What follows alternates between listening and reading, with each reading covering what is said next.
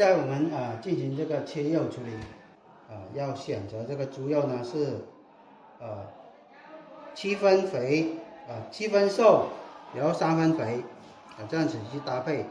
然後呢，我們這個豬肉買回來的時候呢，要把這個皮去掉，把皮去掉之後呢，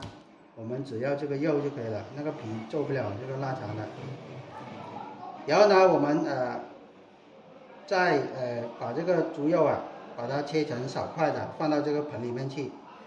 就可以了。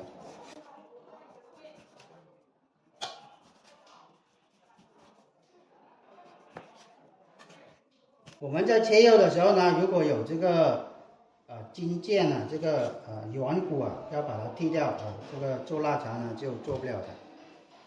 然後呢也是一樣的，把這個豬肉呢切好呢，放到這個盆裡面去然後呢就可以了。好，這時候呢，我們把切好的這個豬肉放到這個切肉機裡面去進行按式的切細然後呢，一般我們切這個豬肉做臘腸的話是切2次現在呢，我們就是正式的把它開機，然後呢切這個豬肉。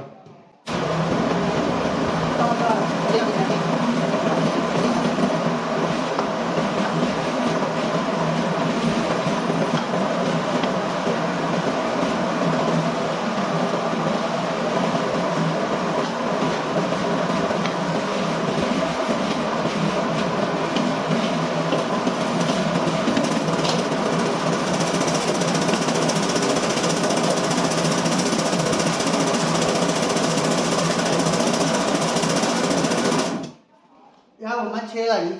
次之後呢，我們繼續再切第2次，再切第2次。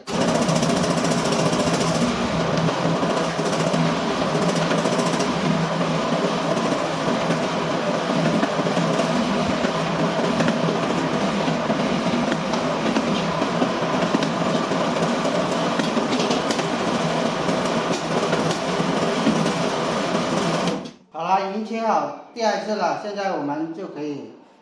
把這個切好的這個豬肉拿來醃製了。好，這個時候呢，我們開始做這個廣式的五香粉五香粉口味的這個臘腸倒入我們的五香粉6克，鹽18克。味精3克，紅曲粉3克，白糖60克，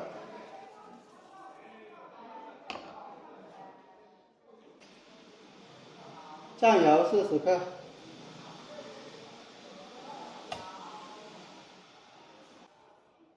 白酒40克。然後呢，用我們的手呢，攪拌均勻，進行醃製。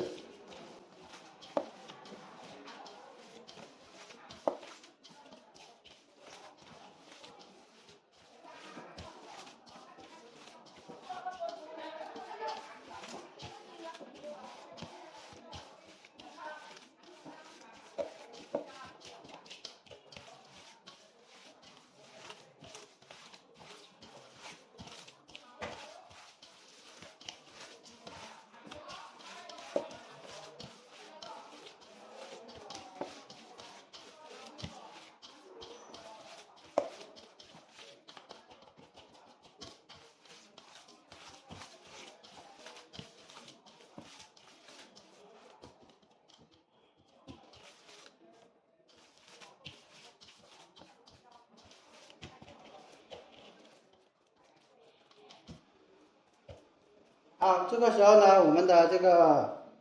五香味的這個已經是調好了，然後呢，我們現在放一邊，然後